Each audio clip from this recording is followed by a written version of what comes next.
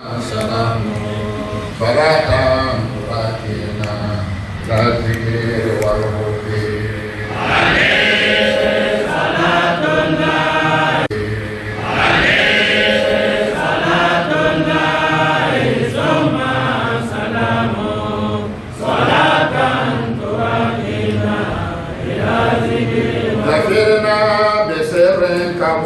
لنا ليس الوفاء فبار رسول الله بسر يفيد عليه صلاة الله ثم سلامه صلاة تؤدينا إلى ذكره وكذا لمن أقوام أني كبيره متيا مصوبه كهدى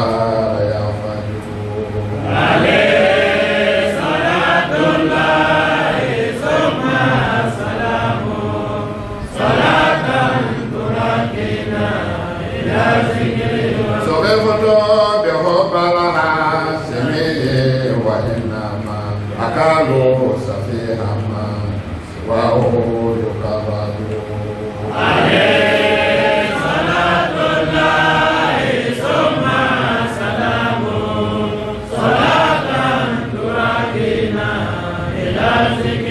وليس كريم يرى غير أحمد وليس مليها ما سواه فللفجور عليه صلاة الله ثم سلامه صلاة تؤدينا إلى ذكره وما جاهل برهام تمام كريم جميل الخلق ما قد يغلق عليه صلاة الله ثم سلامه صلاة تركنا إلى ذكره فليس علي اللوم في ذكر وصفي وإن كنت لا أغني فتلاهك الرجل عليه صلاة الله ثم سلامه صلاة تؤدينا إلى ذكره فذكري لك الرجل عليه صلاة الله ثم سلامه في ذكر وصفي وإن كنت لا أغني فتلاهك الرجل عليه صلاة الله ثم سلامه صلاة تؤدينا ربك رب العزة عما يصفون وسلام على المرسلين والحمد لله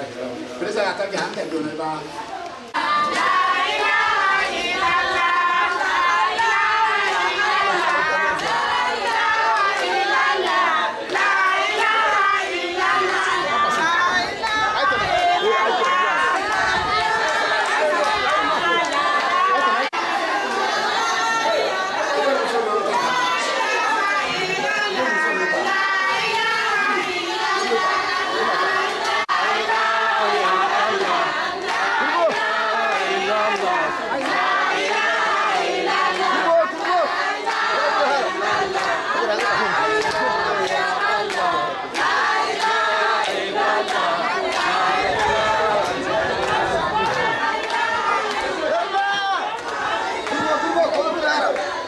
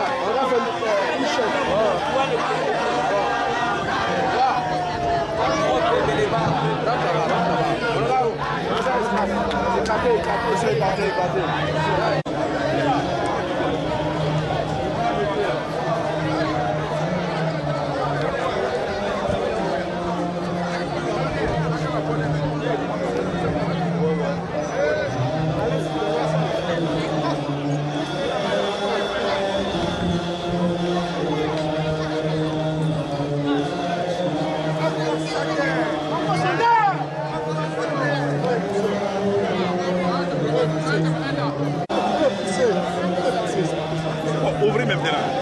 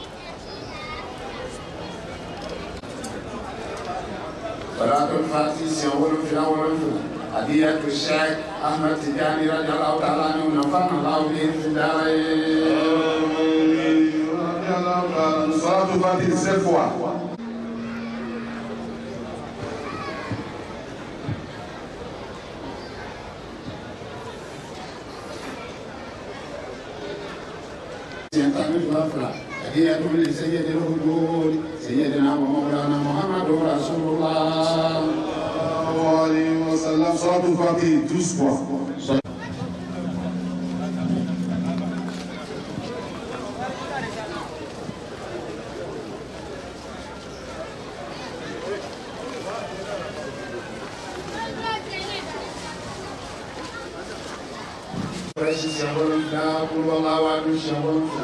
Leila Fikourati 7 fois, Koulouallah 7 fois. Leila Fikourati Shaolon Fla, Koulouallah Adon Shaolon Fla.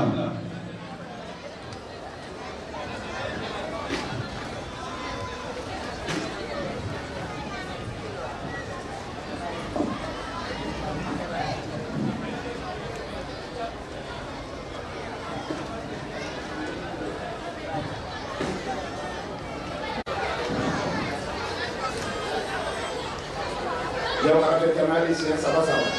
Jawharatul Kamali 3 fois. Jawharatul Kamali siang sama-sama.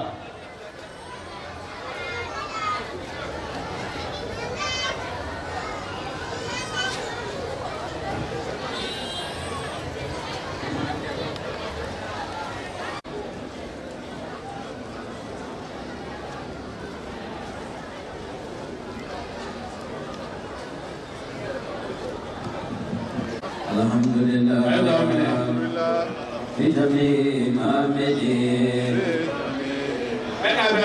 والحمد لله على جميع مامدين والحمد لله عدد مامدين الحمد لله بجميع صفاته والحمد لله على جميع صفاته والحمد لله عدد جميع صفاته الحمد لله للسان سيدنا محمد والحمد لله على سيدنا محمد والحمد لله بكتاب سيدنا محمد الحمد لله بلسان صديق الأكبر والحمد لله على صديق الأكبر كالكي على جميع كالكي والحمد لله عدد جميع كالكي الحمد لله بجميع نعمه والحمد لله على جميع نعمه والحمد لله عدد جميع نعمه وصلى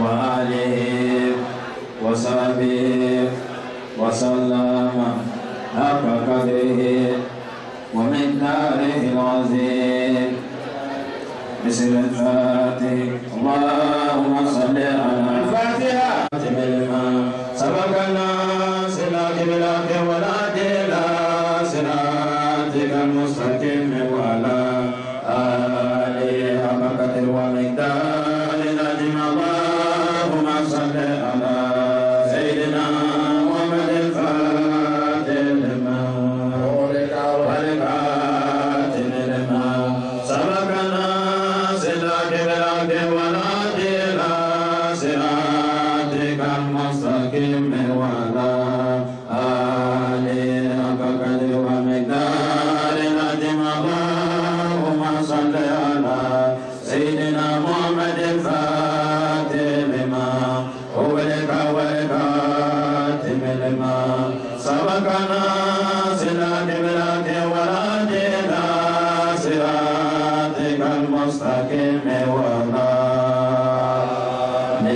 حق قدره ومقداره العظيم سبحان ربك رب العزة عما يصفون وسلام على المرسلين والحمد لله رب العالمين.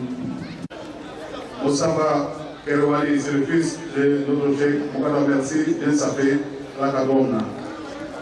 Salatou parti 7 fois, pour demander à Dieu de donner longue vie, bonne santé à notre cheikh ainsi qu'à sa famille. Donc nous vous demandons de prier Salatou parti 7 fois. Alhamdulillah, Anyaraka Mokadami, Angashekuba Denke, Mokadam Mustafa Turbo Kerawani. Donc, Ami, Anine Alafe, Alaka Siri Kanadi Ama. Au Tebeloko, Ama Nini Bele Delefe, Tasolatul Fatih Sikuru, c'est Wolofla. Si, Anitenea, Anila Bangunuma, Ani. Tanganam bere jeren kabo jum façon bere jeren kawama ala ko ke anga siku fane inshallah bismillah. La bénédiction étant donnée reçue du cheikh Aboubacar Kerouali, l'initiateur de cette cérémonie, nous sommes déjà à presque 11 heures. Avec sa permission, nous allons demander à notre premier conférencier qui répond au nom de Moukadam Keïta. بسم الله الرحمن الرحيم الحمد لله رب العالمين والصلاة والسلام على رسول الله محمد وعلى آله وصحبه وسلم بلغتهم مباشرة من يمون ربي سبحانه على وتعالى من الشيطان الرجيم الحمد لله رب Alahu Ta'ala de bi kuna adamadenw kɛnɛya kan bɛɛ lajɛlen kɛnɛya Ala m'o kɛnɛ ye. Amina inshallah. An y'a banbagatɔ minnu kɔnɔ an ye lahara ka lahara hinɛ k'olu ye Ala m'o kɛnɛ ye. Amina ya Rabbi. An yɛrɛ min bɛ diɲɛ kɔnɔ yan diɲɛ kuntagala jan sɔrɔ min kɔfɛ an bɛ fatu ka bɔ diɲɛ na don min na ka sɔrɔ ani Alahu Ta'ala cɛ ka ɲi k'o k'an ye Ala m'o kɛnɛ ye. Amina inshallah. Ka taa bɛɛ lajɛlen sigi alijinɛ kɔnɔ to o ka nɔgɔn Ala fɛ k'o k'an ye Ala m'o kɛnɛ ye. Amina ya Rabbi. Ala ka bonya kama nin don ni hɔrɔma kosɔn sɔli ala Muhammad. Amin. O kɔnɔna na yanni an b'an da don miniti dama dama kuma na. Namo. An bɛ sira ɲini an y'a cɛkɔrɔbaw fɛ. Na. Ka sira ɲini an karamɔgɔw fɛ. Namo. U bɛ yan caman. Tiɲɛ. Ka sira ɲini an dɔgɔ n'an kɔrɔw fɛ. Tiɲɛ.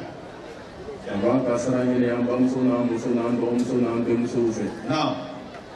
Ka sira yɛrɛ ɲini mɔgɔ o mɔgɔ bɛ kɛnɛ kan yan. Namo. Denmisɛnnin fara mɔgɔkɔrɔba kan. Na. Ka sira ɲini bɛɛ lajɛlen fɛ. Namo. Mais k'u bɛɛ lajɛlen kɛ ɲɔgɔn kan. Na. Wala mana ka na a bonya ni a sira. Namo. K'a ɲini an karamɔgɔ fɛ. Na. N'o ye mɔgɔ min ye kɛnɛ ni yɛrɛ sigi sababu ye. Tiɲɛ. N'o ye Sheikh Alhaji Abubakar Tarawani. Namo. A bɛ sira ɲini an fɛ. Ala sɔnna. O sira ɲini kɔnɔ. Tiɲɛ. Ka silamɛ bɛɛ lajɛlen fo. Ka bɛɛ lajɛlen barika la. Ala sɔnna. Ka bɛɛ lajɛlen fo i tɔgɔ ni jamu. Tiɲɛ. O kɔnɔna na. Na. An karamɔgɔ caman bɛ yan. Nkɛ. An tɛna se ka bɛɛ tɔgɔ fɔ. I faamu. Mais bɛɛ donni bɛ tila mantoya la. Inshallah. Nin kɛnɛ nin kan. Ala sɔnna. An y'a miniti dama dama kuma. Namo. O de ye waliɲuman dɔn. Ani kanu bɛ fɛn min di adamaden ma. Tiɲɛ. Ida. An balimacɛ. Namo. A n'an karamɔgɔ. Na. A n'an kanubaga n'an ko kɛɲɔgɔn. Namo. N'o ye Sheikh Alhaji Abubakar Tarawani. Na. An b'a fo. Ale foli kɔnɔ jamaatu zikiri jama bɛɛ lajɛlen fo. A muso n'a a denmisɛn n'a mɔgɔkɔrɔba. Diɲɛnatigɛ ye wagati de ye. I bɛ wagati min kɔnɔ. I b'i jija i bɛ se ka nɔ min bila i ka wagati kɔnɔ i b'o bila. Kuranɛ de ko ten wa nakutubu ma qaddamu wa atharakum wa kulla shay'in ahsaynahu fi kitabin mubin. Ala de ko adamaden i bɛna tɛmɛ min kɛ i ka diɲɛnatigɛ kɔnɔ ni Ala b'a sɛbɛn. I bɛna nɔ min fɛnɛ bila n bɛ nɔ fɛnɛ. Silamɛ kan ka kɛ mɔgɔ ye n'i nana diɲɛ kɔnɔ yan adamaden kan k'a lɔn i bɛna nɔ bila dɛ. Mais nɔ min ka fisa ni nɔ bɛɛ ye o de ye mɔgɔ min ka nɔ bila Ala ko la. An balimacɛ tuma caman an b'a fɔ an bɛ taa ka segin kɔ a kan. Ala ko ye faamuya de ye. Ne y'a kalan bɛɛ la an bɛ segin kɔ kuma nin kan. N'i ka Ala faamu cogo min i bɛ baara kɛ n'a ye ten. Bɛ Ala ta ye ka tanga don ani fan bɛɛ kɛ Ala b'a kɛ. Jamaatu zikiri cɛ n'a muso an b'a ɲini Alahu Ta'ala fɛ an hamina ko fitinin n'a belebeleba Ala ma bɛɛ nɔgɔya.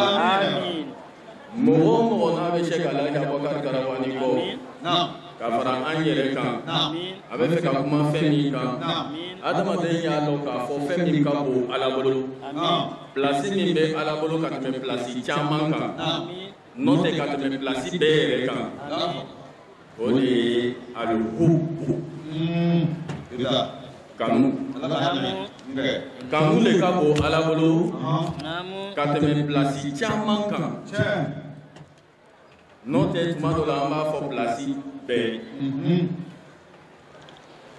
I ka ye Ala taara ka kira lamɔ tɔw kan k'o fɔ ka caya a tɛ fɔ ka baara kɛ ka tɛmɛ o kan dɛ a ka di Ala ye ka tɛmɛ o kan. Alahu Ta'ala kɛla fɛ ka tɛmɛ tɔw kan. O de kosɔn n'i bɛ mɔgɔ fɛ fɛn yɛrɛ yɛrɛ la ne b'a fɔ tuma caman a bɛ mɔgɔw kɔnɔ ko kanu ka nɔgɔ. Baara min ka gɛlɛn ni baara bɛɛ ye o de ye ka adamaden kanu. Anw y'a kanu sanbilan de ye o y'a dɔ de ye n'o tɛ baara min ka bon ni baara bɛɛ ye pilasi min ka bon ni pilasi bɛɛ ye o de ye ka adamaden kanu. kanu yɛrɛ yɛrɛ la. Mashallah. Ala kara ko sallallahu alaihi wasallam. من عباد الله أناس يأتون يوم القيامة على لؤلؤ المنبر على منبر اللؤلؤ ليسوا أنبياء ولا شهداء يغبطهم الأنبياء والشهداء. نعم.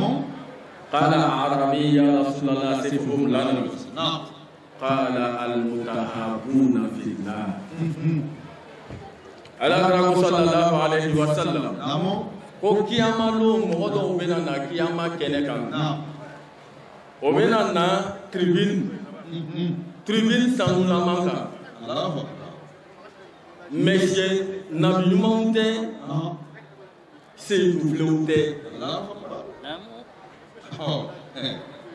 nabi ɲumanw ni seyidufilenw yɛrɛ bɛ ɲabɔ fɛ. arabucɛ dɔ ka alakara ɲininka k'o ye jɔnw ye jɔnw y'olu ye alakara y'a jɔnw cɛ ma. a ko almutahabuna fillah. mɔgɔ minnu ka ɲɔgɔn kanu. mɔgɔ minnu ka ɲɔgɔn kanu ala kama. e ka ye nabiɲumanya pilasi ye pilasi fasɔn min ye i b'o de filɛ. seyiduya pilasi ye pilasi fasɔn min ye i b'o filɛ. n'i k'o filɛ k'a filɛ k'olu bɛ ɲɛbɔla mɔgɔ dɔ fɛ o bɛ ɲɛbɔla mɔgɔ min fɛ ni baara min ye baara nɔgɔman tɛ dɛ.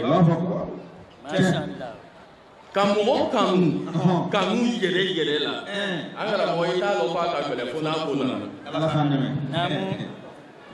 an kun bɛ mɔgɔ kanu tiɲɛ an kun t'a kanu mais i b'a ye ni kanu ni ma taa sabati ɲanama ni ko nana ko min bɛ se ka kanu bɔ a nɔ na dɔrɔn i b'a ye a b'i ta bɔ a nɔ na. mais kanu yɛrɛ yɛrɛ e m'a ye Alahu Taala k'a ni kira ta surunya wa. an y'a denmisɛnw ko ten ko diya bɛ ku. tellement a kɛra kira fɛ ka kira kanu ka kɛ kira fɛ a taara se niveau dɔ la a ko Ala kɛra. i ka fɛn fɛn kɛ n'i ma min kɛ i bɛna min kɛ i yafala i ma a bɛɛ la. a bɛɛ i ka ye cɛ i y'a kɛlɛ ka ca ni muso ye kɛlɛ tɛ ban i b'a fɛ e ka ala mun fɛnɛ fɛ an bɛ fɛ i kanu ɲagami ɲɔgɔn na b'i fɛ i ka di i tɔgɔ bɛ na k'i kanu a bɛɛ ɲagami b'an fɛ yan. i bɛ jɛnɛba fɛ sɔgɔma yan ni wula fɛ i bɛ mariyamu fɛ o ye fɛ de ye nka a bɛ yan.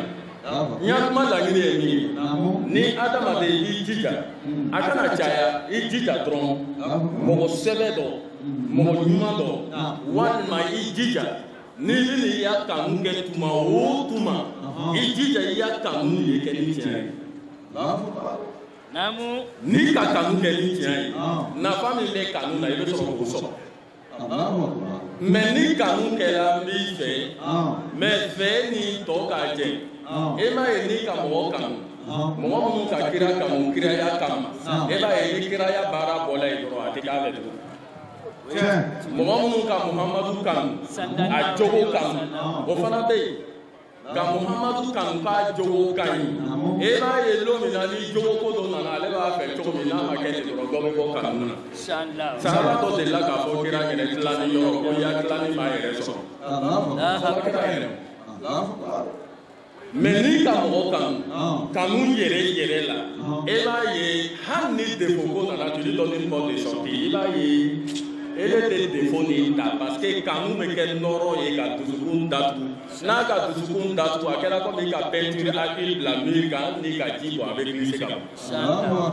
i ka ye ni mɔgɔ bɛ ɲɔgɔn fɛ Ala kama ele ni mɔgɔ dɔ bɛ ɲɔgɔn fɛ Ala kama mais o Ala kama kɔnɔ hali bi ɲɔgɔn faamuyabali bɛ na o ye adamadenya cogo ye hali sahabaw fɔla ɲɔgɔn kɔ mais o y'a kanu fanga bonya kojugu a ko o y'a fɔ ɲɔgɔnya tunu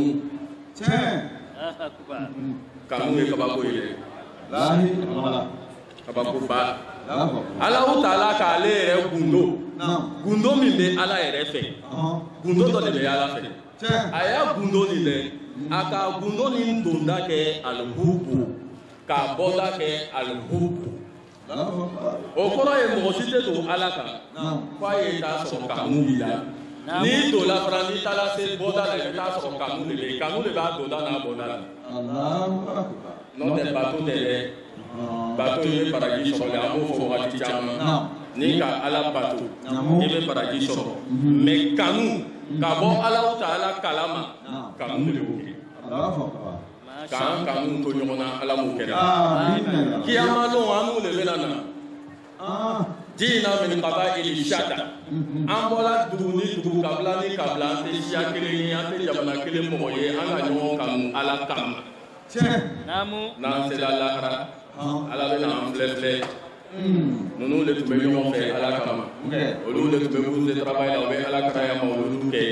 O kɛra ɲɔgɔn fɛ ala kama min kama ne ala taala bɛ yafa o ma. Sisan an bɛ cɛ min ya kɛnɛ kan. N'o ye alakira sallallahu alayhi wa sallam an ko a ka mɔgɔ tɔw dan ala fɛ ni kanu de ye o la ala taala ya danni kɔnɔ a ka kuma dɔw fɔ ka kuma surunya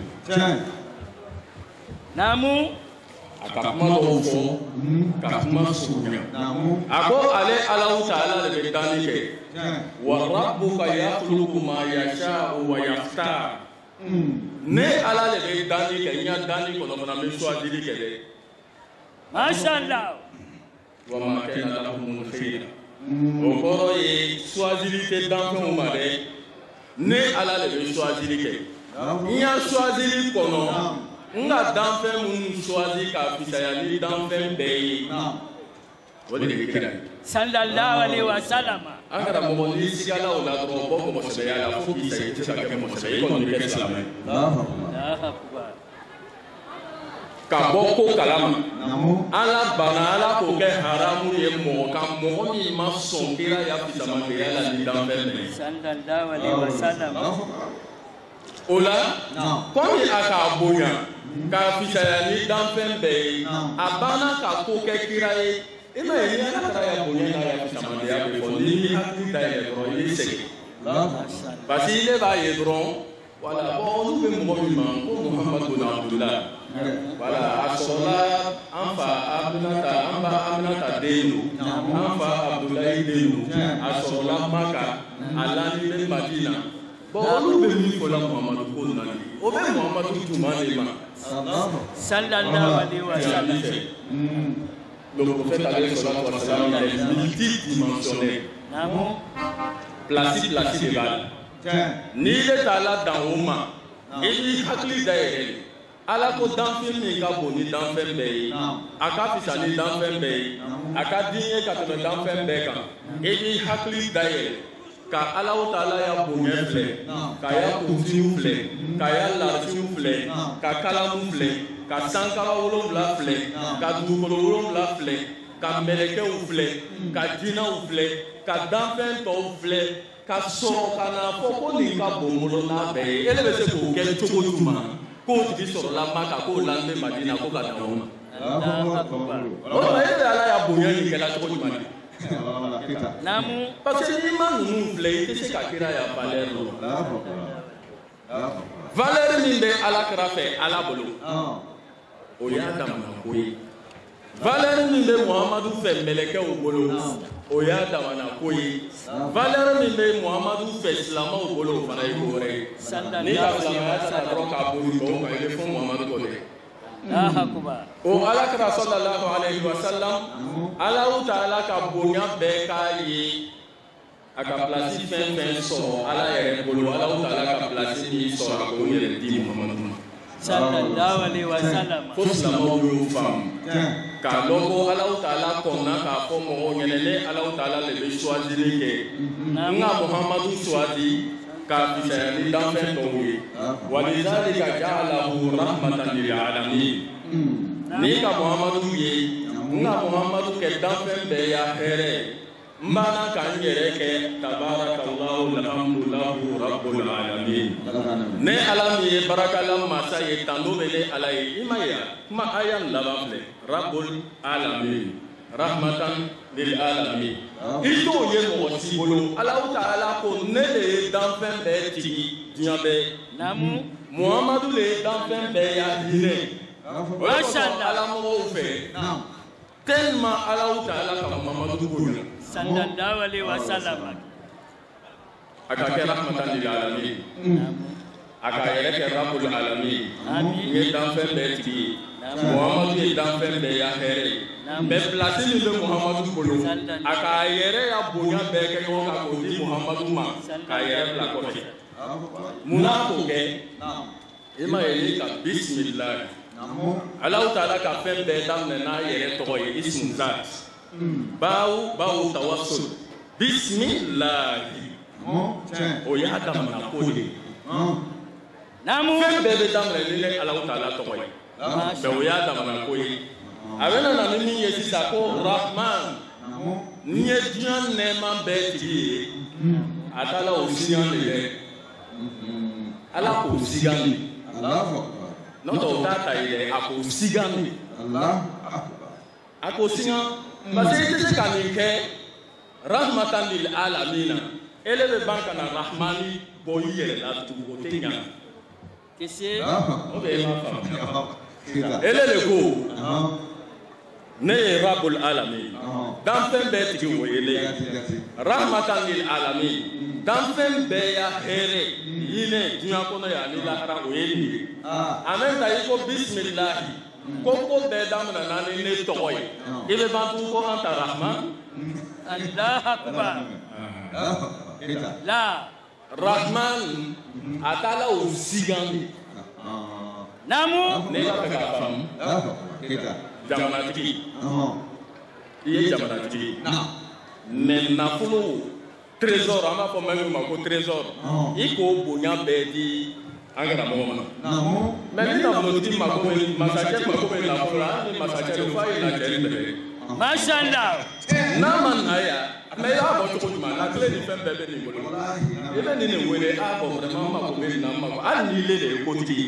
namu ala ni kira tile ten sallallahu alaihi wasallam ka yara ayta rahman n'awtigiw fɛ ala wazni fa'alan o de ye rahman ye a bɔla rahman de la ala ta'ala rahmani sigan kira fɛ n'a ya i y'a fɛn nin dɔn mɔgɔ b'a fɔ ko ala kɛra de ka ala tɔgɔ fɛn sigan mais a fana ka dɔn sigan fɛ namu i y'a hinɛ nin m'a fɛ i ye dɔ sigan ma m'a fara n tɔgɔ kan a ko arahman ala wazni fa'alan min arahma i y'a hɛrɛ nin ne de k'a bɛɛ d'i ma mais n bɛ fɛ ka dɔ fara n tɔgɔ kan ne de ye diɲɛ nɛɛma hɛrɛ bɛɛ tigi ye walakin rasulallahi sallallahu alayhi wa sallam aynu rahma التكبير سبع تكبير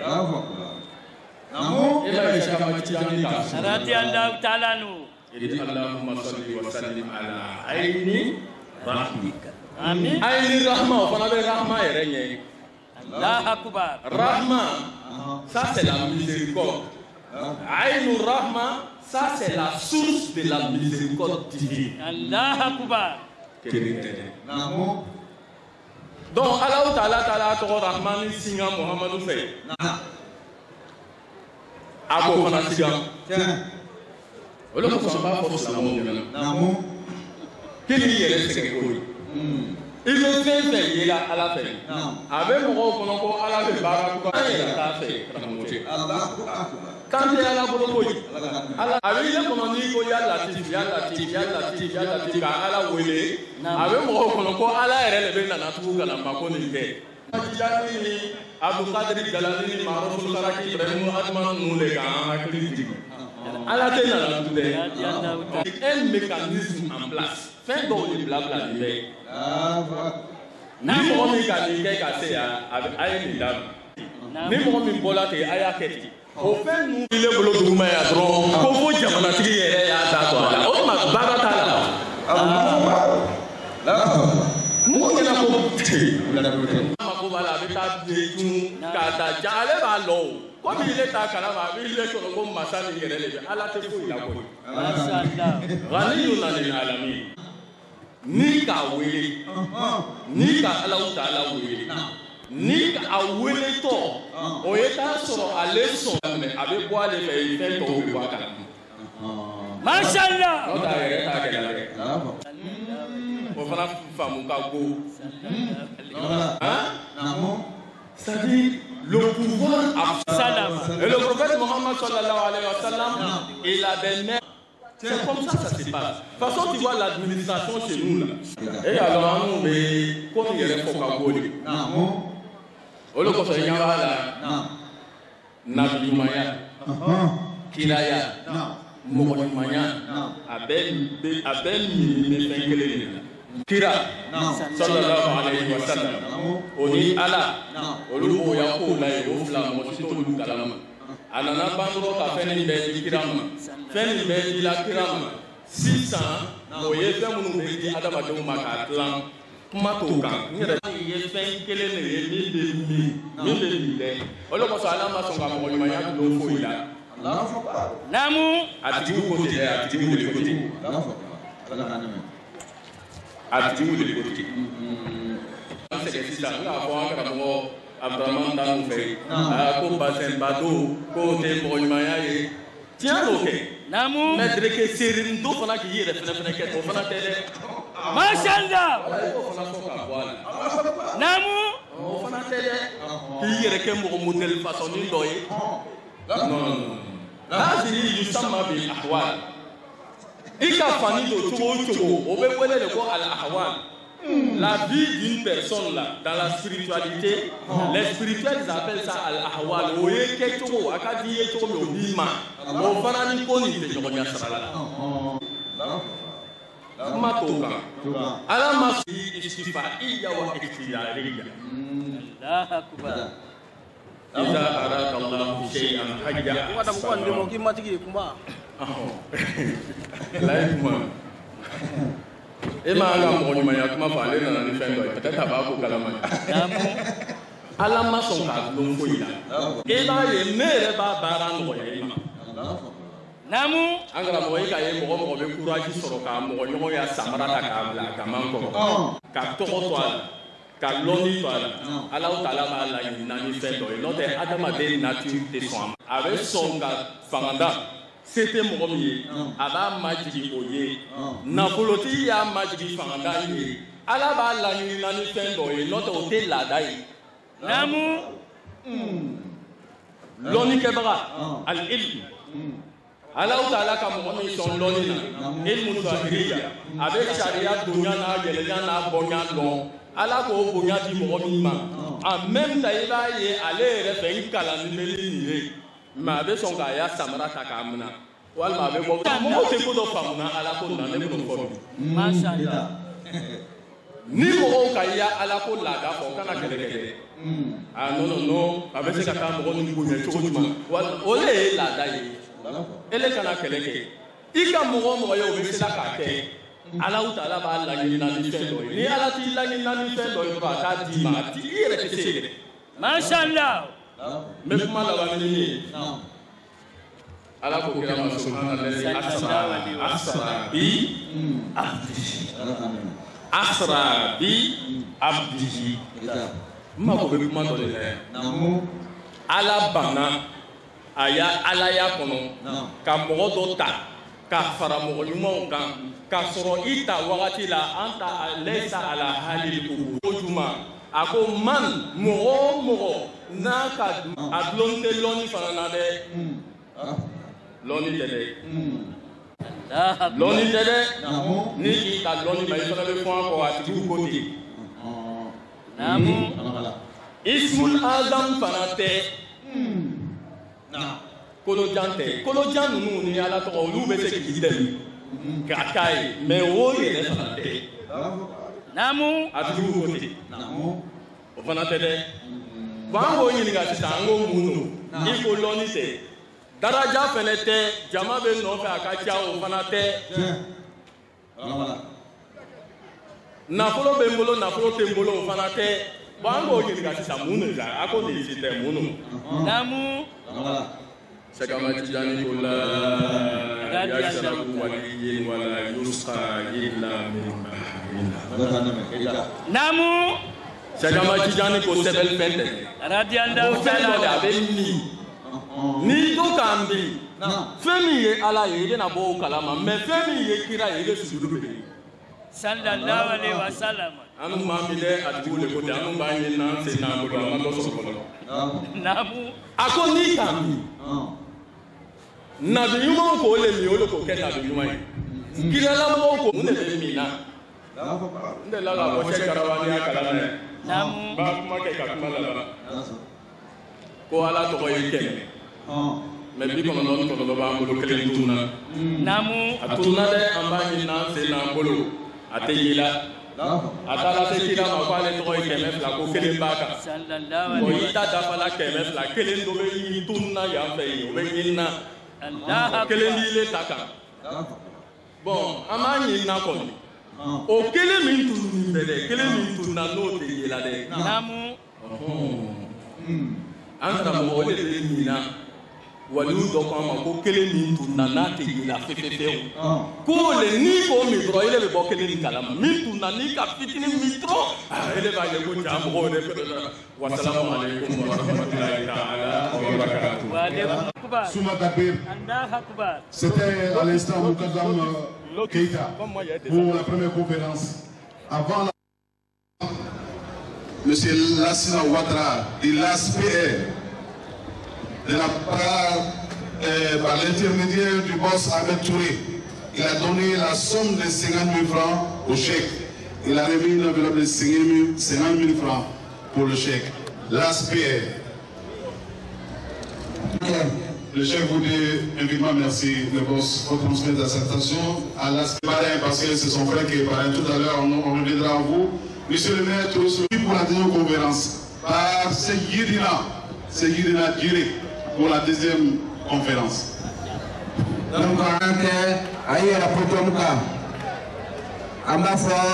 commencer à l'Ijuma ko Amar Haban Wa rahmatullahi ta'ala wa barakatuhu. Autrement, on poussé travail là, on a poussé travail là. Ani sojara poussé travail là. Ani sojara là, on m'a ani sojara. Nani sojara me fait un maname ka lokabe. Assalamu alaikum. Fais mi alakra fayal tege borota. Assalamu alaikum.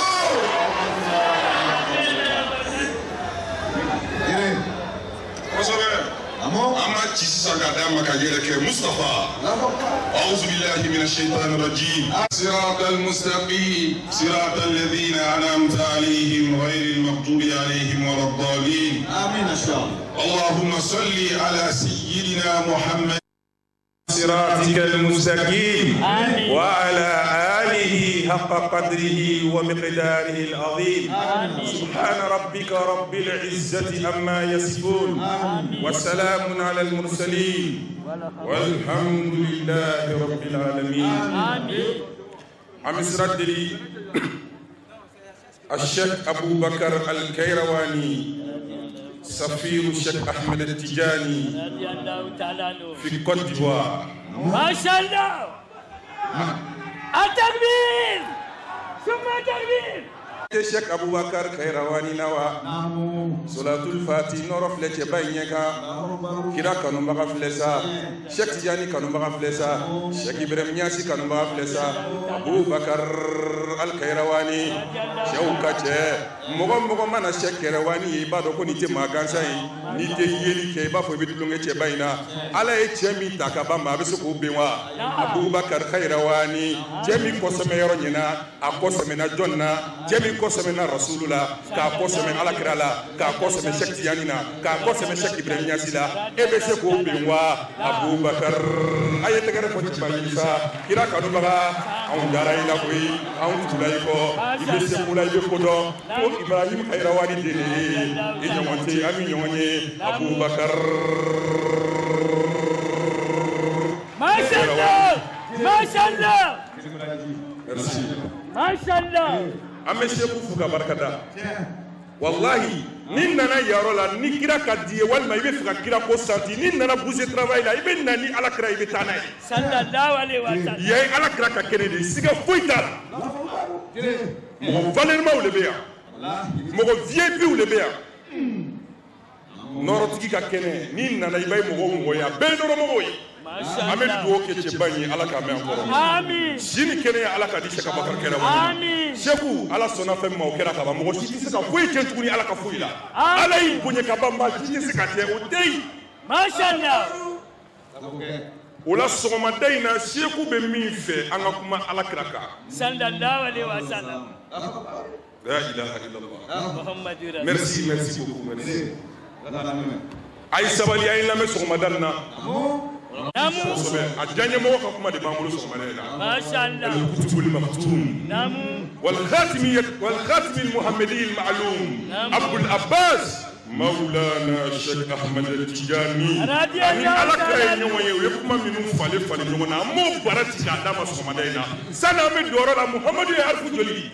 Nani Muhammadun mimun wa ha'un summa mimun qad kurira summa dalu ala kira to be sebeni harfu nani jaja ala kira to harfu nani koroba bela mimu korokodi haw korokodi mimu frana korokodi da korokodi nabe mo barati kadi masisa mimu korode ko majjada ul khali Allah akbar awala majjada ul khali wallahi ala de ala kra bunye ko ala e jemi bunye kateme jebbe ka kuni ta do ko de Muhammadu yi ala kra to mi mu foro de ko majjadul khaliq ala kra Muhammadu ala ya bunye wal manala ma bunye misali ya fle koro kuma ko te dalu ko do amma fagar baraka siya ay se to le dum ka so ka siya so madai mashallah awala majjadul khaliq ko ala de ala kra bunye Namu lumina sidna Musa bita kumani alai ala ko ikla na alayka innaka bil wadi al muqaddas tuwa ako Musa ibn na kumani fi okela dugolo safe ako samara bosani be kumani alai mais lumina ala kra trasi ala ka bisatul izima ako ala kra yele ni ka samara itabika majjada ul khalid namu ala kra mo akto ha ko ko ni mu wala bule bena ha Namu haw korokodi hamidahul malaika melekaw ni terbami tam melekaw kanyemo bay jonye sidna jibril ko ma amba aisha hadisati aku kallabtul masharik al ard wa magharibaha falam ara rajulan afdala min muhammadin sallallahu alaihi wa sallam akwale jibril du kolo yorobe yala ka fam be yala ko le be alakra sanga nyona nyini kale ma mo so mo me comparé ni alakra allah akbar majjadul khaliq hamidahul malaika muhammadu mi muflana korokodi malaka rikabul khalqi malaka rikabul khalqi dani kono sangule ni dungolo jine ni adama de alay fefenda aka beje mo ya di muhammadu ma sallallahu alaihi wa sallam ala kral to la ba emi wodi dalu dawamu zikruhu wa rafa'na laka zikraka ala kral de ko fo wati be akofoli te lalo wa nuri kalami allazi mala'ata bihi alkauna jemi noro be yala minti kele segondi kele mo kemeni ba mo ganani be ala kral ngo fe même seconde ala ko ke che bami muhammadu rasulullah sallallahu alaihi wa sallam namu ala kan bonye akan bonye ako kuntum khayra ummatin ukhrijat linnas ko awne kala manto la so hermay manto minu nana dugukolo safe ala kala manto ne kala manto la so hermay aw fisalani manto be sallallahu alaihi wa sallam budatiki ko bi akrami rusuli kunna akramal lumami bunibu tigi fana ya faye ako lahitna bihi subaka min kulli ummatin namu wallahi aw ma examen ke mo tara examen ke watimina kira mato mata examena mais résultat bolan kera premier munya ke premier kira de ke premier sallallahu alaihi wa sallam bihi subaka min kulli umma no famuna ala kira manto aw kela manto la so hermay ay la mesisa mako sila kuma la nyima ala kira manto aw kera manto la so hermay mais aw jama minnu bɛ kɛnɛ kan yan anw de bɛ wele ko tijaniyaw wallahi n balimaw aw tijaniyaw fana laqad kunna khayru fi'atin ukhrijat min ummati Muhammad sallallahu alaihi wasallam aw tijaniya denw fana de kɛra manto la alakira manto na Muhammadu manto de fisayala ni manto bɛɛ ye alakira fana ka manto na jamakulu min ka fisa ni jamakulu bɛɛ ye o ye tijaniyaw ye kuma ko tɛ dalu ko dɛ an bɛna lamɛn sisan maa ci ka d'a ma ne ma kuma n yɛrɛ ma n bɛna cɛ dɔ de ka kuma fɔ a ye cɛ min a ye san 80 kɛ nkalon ma y'a nɔ na anw tijaniyaw anw fɔra kɛra alakira Muhammadu ka manto na anw de kɛra jamakulu ye anw de ɲɔgɔn tɛ yen munna anw ɲɔgɔn tɛ yen n'i ye Cheikh Tijani ka ko filɛ ka alakira ka ko filɛ a bɛɛ ye kelen ye alakira a nana waati min na kafiru ko alakira ma ko sadikul amin ko tiɲɛtigi danayamɔgɔ tiɲɛtigi tɛ yen min bɛ tɛmɛ Muhammadu kan mais don min na ko ale ye kira ye olu de banna la yahudiyaw ko madinɛkaw ma a ko kira laban bɛ na a ka dugukolo sanfɛ a bɛ na sigi yan a tɔgɔ ye ko Muhammadu a bɛ na mais waati min na kira sera Madina yahudiyaw de banna la ya'rifunahu kama ya'rifuna abna'ahum olu ko an tɛ sɔn parce que ala y'i bonya ni bonyako dɔ ye u ma diya olu ye Cheikh Tijani fana ka ko kɛra tan de Cheikh Tijani a fɛ bɛɛ ko lɔnnibaga don bɛɛ ko ala israɛl jɔn don bɛɛ ko alakira Muhammadu ka sunna barakɛla don cɛ min ye kira kanu a ka waati la ka tɛmɛ cɛ bɛɛ kan o tun ye ale ye o Cheikh Tijani fana waati min na ko ale nana ni tɔrika ye ka na di ko a ye tɔrika minɛ a ye kisi mɔgɔw fana wulila a nɔfɛ ko tiɲɛ tɛ mais tiɲɛ tɛ cogo di wallahi ni nɔrɔ t'i dusukun na i bɛ se ka ban Cheikh Tijani ka kuma ma nɔrɔ bɛ mɔgɔ mɔgɔ la n'i ye Cheikh Tijani ka kuma mɛn a nana ni fɛn min ye n'i y'a mɛn jo tɔgɔ t'a la wɔkulɔ tɔgɔ t'a la istighfar salatu ala nabi la ilaha illallah o ye bɛ kɛ jɔn de ye o tɛ kɛ ala de ye wa e bɛ se ka Tijani lagosi tugun wa wallahi nɔrɔ t'i dusukun na n b'a fɔ cogo di daliyatigi y'o de fɔ a ko wa yamurru fi fihi ta'amu wa kadkadi banabaatɔ n'i ye dumuni don a da la a b'a fɔ e nin dumuni man di dɛ mais e si dumuni man di wa e b'a fɔ i bɛ fɛn min lagosi e ne ko tiɲɛ tɛ e so b'a jira ko tiɲɛ tɛ wa o la Cheikh Tijani ka kumaw filɛ Cheikh Tijani alakira Muhammadu o ye ɲɔgɔn ye vis-à-vis o ye ɲɔgɔn ye vis-à-vis bila wasita o ye ɲɔgɔn ye waati min na kuma min tɛmɛna ni Cheikh Tijani ni alakira cɛ minnu ye dɔɔni fɔ a ye k'a jira aw tijaniyadenw na k'aw ɲɔgɔn de tɛ yen sabali n bɛ fɛ Seku bɛ n lamɛn bi dɔɔni a faamuna aw tijaniyadenw aw ɲɔgɔn tɛ yen ni mun ye Cheikh Tijani ka kuma de b'a jira an na ko an ɲɔgɔn tɛ yen a ka kuma jumɛn kuma min tɛmɛna ni ani alakira cɛ vis-à-vis ka sɔrɔ mɔgɔ tɛ yen Cheikh Tijani y'a deli alakira fɛ anw de ye n'i y'a mɛn ko an ɲɔgɔn tɛ yen dalilu min b'a la o de ye nin ye Cheikh Tijani de kumana alakira fɛ a ko alakira n b'a ɲini fɛ an yakuna baban Cheikh Tijani y'a ɲini alakira fɛ an yakuna baban linnajati kullu asin ta'allaka bihi linnajati kullu asin musrifin ala nafsihi ta'allaka bihi a ko alakira ne Cheikh Tijani ma ɲini i fɛ ne ka kɛ da de ye mɔgɔ min ye kojugu kɛ ala la a jigi tigɛlen don ale yɛrɛ ma la k'a bɛ don a diinɛ kɔnɔ ko n'o mɔgɔ minnu nana tijaniya minɛ ko ala n nana tijaniya minɛ bi n ye kojugu kɛ kunun mais n nana nɔrɔ Cheikh Tijani ka taabolo la a ko ni mɔgɔ min y'ale ka tɔrika minɛ ala ka se ka yafa o ma ko don a diinɛ kɔnɔ fa wa'adahu bizalika alakira ko Cheikh Tijani ma o kɛra ye ka ban amin amin munna aw tɔrikadenw tɛ fisaya ni mɔgɔ bɛɛ ye an bɛ fisaya ni mɔgɔ bɛɛ ni Cheikh Tijani ka kuma ye a ka kuma jumɛn Cheikh Tijani y'a deli alakira fɛ an yadmana lahu wali jami'i an yadmana lahu wali jami'i ahli tariqati al mautu ala al iman wal islam Cheikh Tijani y'a deli alakira fɛ a ko alakira mɔgɔ min bɛna tuguni kɔ ka don tɔrika in na m'a ɲini fɛ i b'a to o bɛ sa o silamalama o bɛ sa ni limaniya ye tɔrikaden tɛ sa ka sɔrɔ i ka silamɛya tiɲɛna tɔrikaden tɛ sa ka sɔrɔ i ka limaniya tiɲɛna Cheikh Tijani y'o deli alakira fɛ alakira ko Cheikh Tijani y'o kɛlaw ye mɔgɔ mɔgɔ ye tɔrikaden i tɛ sa ka sɔrɔ i ka silamɛya tiɲɛna i bɛ sa ni silamɛya i bɛ sa ni limaniya ye Cheikh Tijani kumana alakira fɛ vis-à-vis bila wasita o sigilen tora o bɛ kumana a ko alakira ma m'a ɲini fɛ an yu'minahumullahu min azabihi wa tahwilihi wa takhwifihi wa rabihi wa jami'i shurur min al-maut ila al-mustaqarr fi al-janna bon n t'a dɔn n'a bɛ n si la kosɛbɛ bi n'a tɛ n si la an b'a bugu k'a siya ka na n dɔgɔyɛ dɛ ayiwa a bɛɛ de bɛ yan an pɛrɛlen n'a kama Cheikh Tijani ko a ko alakira ma a ko m'a dir'i fɛ ni mɔgɔ sala jasiranye ko minnu bɛ ye lajaba minnu bɛ saya kɔfɛ ko m'a ɲini fɛ mɔgɔ min bɛna sa tijaniya kan o kana lajaba ye o kana tɔɔrɔ ko ye o bɛ sa fo ko t'o bila aljinɛ kɔnɔ o kana foyi ye o ɲɛna min ye tɔɔrɔ ko ye. Amin.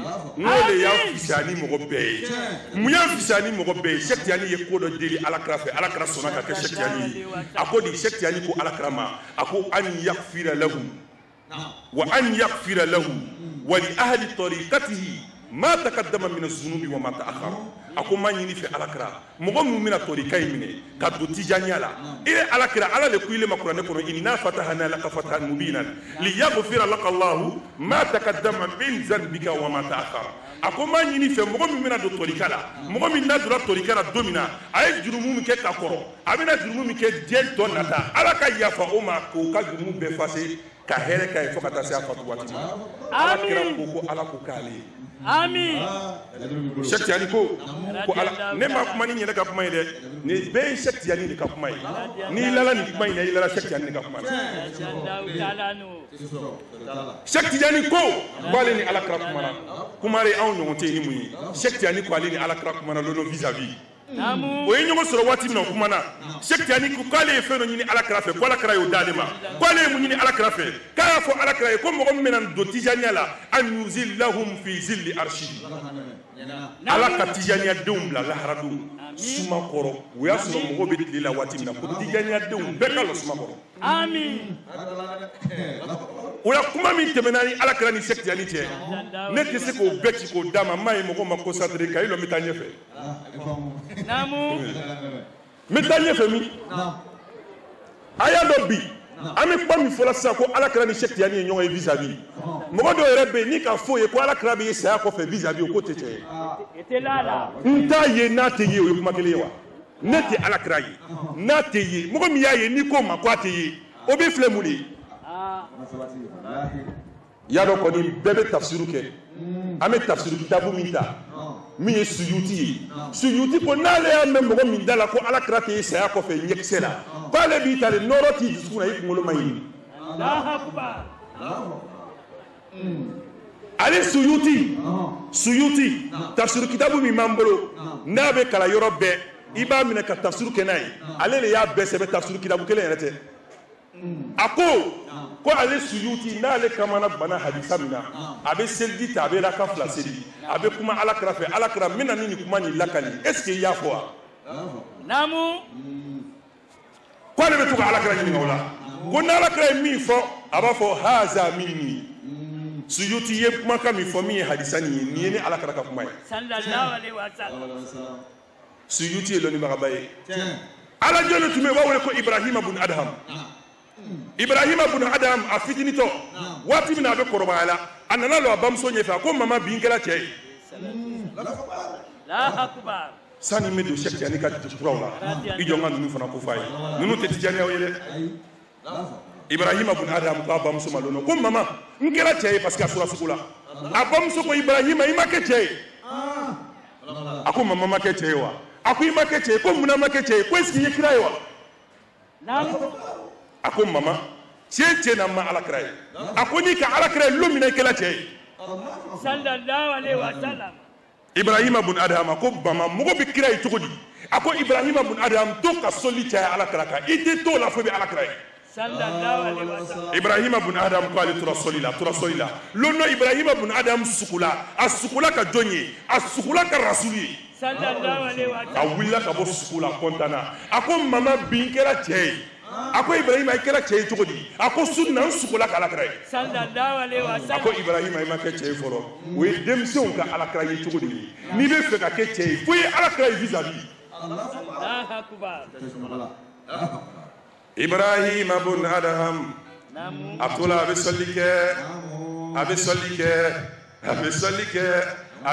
kɛ Ibrahima bun Adham to la sɔli la Alakira poyila Ibrahima bun Adham ɲɛfɛ a y'a bolo di Ibrahima bun Adham ma a y'a fo ko i ye ne de ye bi a ko i bamuso ye bi kɛla cɛ ye dugu jɛra a bamuso nana a ma ko Ibrahima yala i ye Alakira ye wa a ko mama surɔ n ye Alakira Muhamadu ye vis-à-vis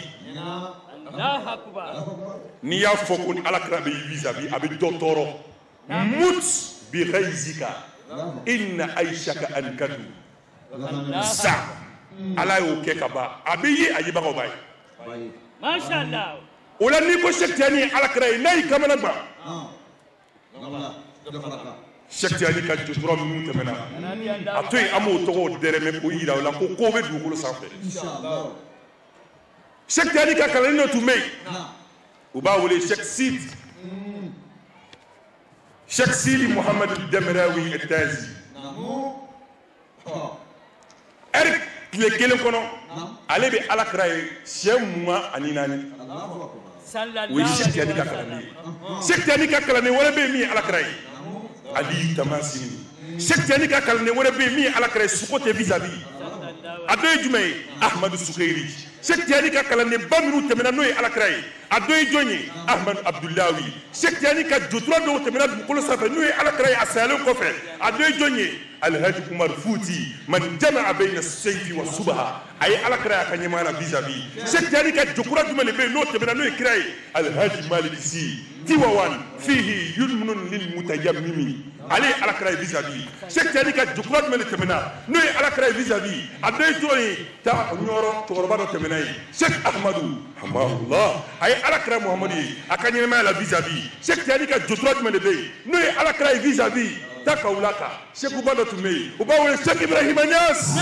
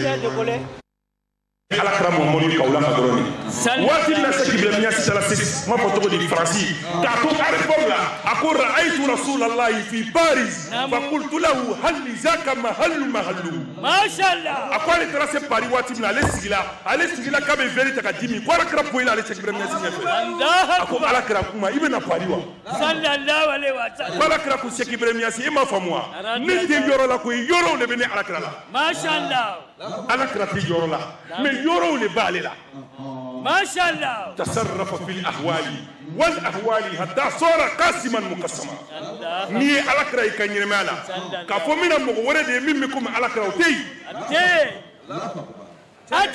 mɔgɔ minnu ye alakira k'a tanu anw ye a dɔ ye jɔn ye o ye bunibutigi ye bunibutigi kumana alakira fɛ a ko di alakira ma a ko lakad faza ma yabghi لقد نال ما يبغي وفاز انقضاؤه محبا الى المختار كانت ياه الا انه روح فؤادي وراءه سرائي وجاي حبه وامتداؤه فما لي بمخلوق سواه تسبس الله اكبر عليكم انا اي بني متغي نينا اما بني متغي اي alakira atalaku kanye amame buni mutigi kuma alakira kata atalaku ke ako alakira ma kullahu khuluqun azbun wa birrun wa wuslatun wa sabrun ala jahli aljuhuli wa muhlatun wa wajhun kama lahat min albadri jumlatun bahiyun mahibun lam tu'ayinuhu muqlatun min an-nas illa shaffaha rubun wa hubun an Hasan bin Sabiti alakira ko fanye ide laka alakira ye Hasan bin Sabiti willa bin alakira mankutu ako ma to di domina ale alakira ye ako lamma ra'aytu ila anwarihi sat'at wada'tu min khifati kaffi ala basari khawfan ala basari min husni surati falastu anzuruhu illa ala qadari ruhun min an-nur fi jismi min al-qamari ka hilyatin nusijat min anjumi suri namu atawil muso dɔ de la ka alakira tanu muso in ye alakira ye don min na a tɔgɔ ye ko umu ma'abat don min na muso nin ka alakira ye ne bamuso a kuma sera a bɛ na alakira tanu muso nin ka alakira ye don min na a cɛ nana ma ko ne muso cɛ min tɛmɛna i fɛ bi i k'a ye wa a ko n ka cɛ min ye n fɛ n cɛ sigi n bɛna a kuma tɛ k'i ye a kuma sera a bɛ alakira mankutu umu ma'abat a kuma sera a bɛ alakira mankutu umu ma'abat kuma sera a bɛ alakira mankutu a ko ra'aytu rajulan zahira alwada'a حسن الخلق مليح الوجه لم تعبه سجلا ولم تزري سعلا هو قسيم وسيم في عينيه دعج وفي أشفاره وطف وفي صوته سهل وفي عنقه سبع وفي لحيته كساسة الزد أقرن أنور إن صمت فعليه الوقار وإن تكلم سماه وعلاه البهاء الربعة من القوم ليس بطويل ولا بكثير فهو أجمل الناس وبهاه من بعيد وأحسنه من قريب هو المنطق فصل لا حزن ولا نزل. ما شاء الله ما شاء الله عجبي عجبي عجبي ما شاء الله أكون يتجي أيا لما أكتمي من أو تلي ما كتو أي لما ممسو أبيوا يقول لك هذه أو يا لما أمسو نقول قالي على كراي أقول من عليه على كراي قالي ترسو أجو دمك لينو jama jaya ma tuko cekai na be yoro jay ba fo ka cekai na sune la ile ba fo ak be yoro ja cekai ka temu ha na be gerela yazdadu nuran wa yakina na rakra be gerela noro wala be boy nyedala min ni korone tekelini aya ka nyine ma be ke sambi woni sansaba suso masigi ala kraka sambi woni sansaba ajakunte bla duguma ala e bonye ko be kai atenda e noro e ni atenda e ba fo ko mi projecteur bala atenda bere benenu a chabole no kanye anyekse cekai nyekse be ro nyekse gema o gele no parapara fima o fine ne moni fima iko ne ba fo jama bona kono iba fo ko askala anyekse cekai adafuruku kamara na be yele ko dafuruku be nyogom ne ka nyogobla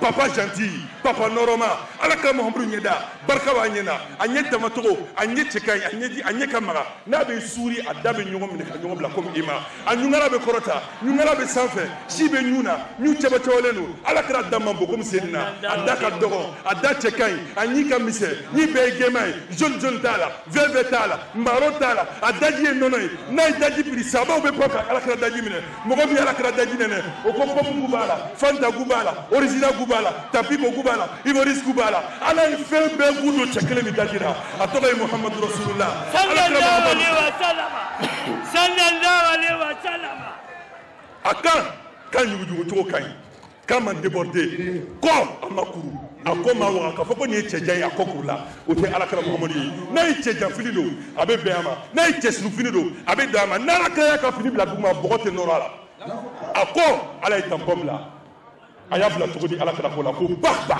namu donc ko kabla la ko bukbu namu kawla ka belebre Cheikh Ibrahim Niass ako ala kra ko la ko bakhin namu o koro ko di on fait français là ay tegel fo ala kra ko sabala ko la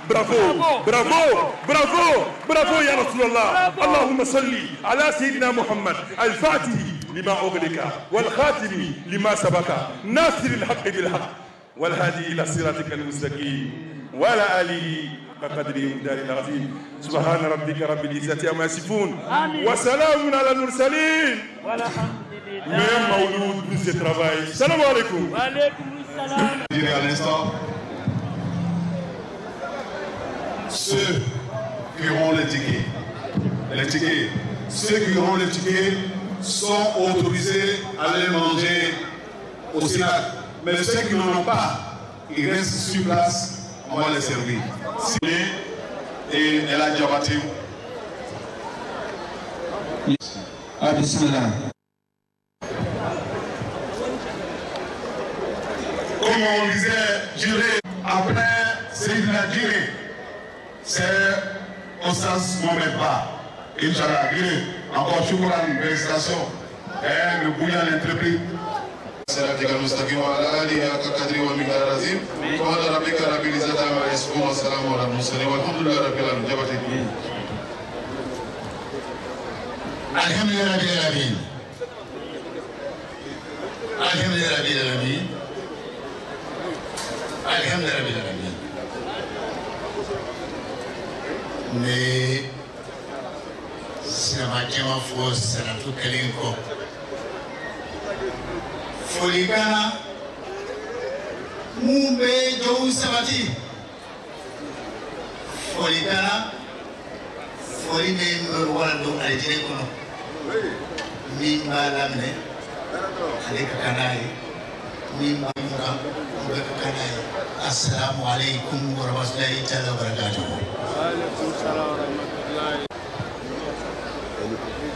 Rencontre ce matin est habituelle. Et la présence ici de la mairie ce matin en ce lieu précis, en ce lieu qui est transformé en lieu de communion d'esprit, qui est transformé en lieu saint, qui est transformé en lieu où il fait bon vivre, où on peut atteindre le paradis, où on appelle la félicité de Dieu, seul, unique. Passez par ici. Le maire Michel François, le maire de la commune de Trècheville, le ministre Michel François, et sa sœur, honorable Ami Toumara, député de Trècheville, ne peut pas demeurer sans être présent en ce lieu précis. Ne peut pas demeurer sans répondre à l'appel de celui-là même qu'on peut considérer aujourd'hui comme un maire, guide spirituel, qui conduit un peuple, qui aide un peuple et qui est ouvert à un peuple et d'être parfois de ces deux personnalités de l'État. À la du pays, on nous a dépêché de venir ici saluer, je vais dire son excellence, l'ambassadeur du Tiania. Assalamu alaikum. Alaikum salam. Alors, Dieu merci. Il faut des présences comme ça dans une ville, il faut des présences comme ça dans un pays, il faut des présences comme ça dans un continent pour que la stabilité soit maintenue. Oui, il parle de Dieu en son âme et conscience et en son fort intérieur. Il extorise à sa manière, à ses cris, à ses paroles. Oh, que Dieu accepte tout ce que vous direz sur cette terre. Amen. Et le pays n'a pas de aujourd'hui a besoin. Nous avons besoin de paix. Nous avons besoin de vivre. Nous avons besoin de stabilité. Des présences comme ça dans le pays, c'est un gage de fidélité, de stabilité et surtout, pourquoi pas, de confort. Alors, sois-en merci. Que Dieu guide tes pas. Amen. Vivre à Trècheville, depuis la jeune tendresse jusqu'à maintenant à Trècheville, commencer à Trècheville, dans ce que tu connais, que ce que moi je connais, pour être ce que tu es aujourd'hui à Trècheville, je dis Alhamdulillah Rabbil Alamin. Amen. Alhamdulillah Rabbil Alamin. Amen. Alhamdulillah Rabbil Alamin. Amen. Je ne voudrais pas être long, parce que le temps est beau, le lieu est saint. Je voudrais m'arrêter là, tout en disant que Richard et sa grande sœur ont dépêché cette délégation avec à la tête Baligone, le président des commerçants, le président des Sénoufos de Trècheville. Alors, un Sénoufo de Trècheville, à un lieu aussi précieux, il est vraiment un Sénoufo digne. Il faut qu'il soit remercié pour sa présence. Nous avons remis une petite somme de 100 000 francs. Oui, pour remettre à M. Bois. Oui, pour remettre à deux commerçants de Trècheville. Pour remettre à celui-là qui a fait de Trècheville, le nourricier qui a fait de Trècheville, le stabilisateur qui a fait de Trècheville, ce qui doit être fait pour Trècheville en matière d'alimentation. Oh, qu'est-ce qu'il a à savoir après M. Bois? Vous avez été toujours aux côtés d'eux. Merci. Merci pour tout. Que Dieu vous accompagne. Et je voudrais m'arrêter là, sans le vouloir. Le temps est le temps. Et Dieu vous accompagne. Merci. Assalamu alaikum wa rahmatullahi wa barakatuh. Wa alaikum salam wa rahmatullahi. D'accord. Merci. Monsieur le maire, vous recevrez la pétition de chèque. Alibaraji.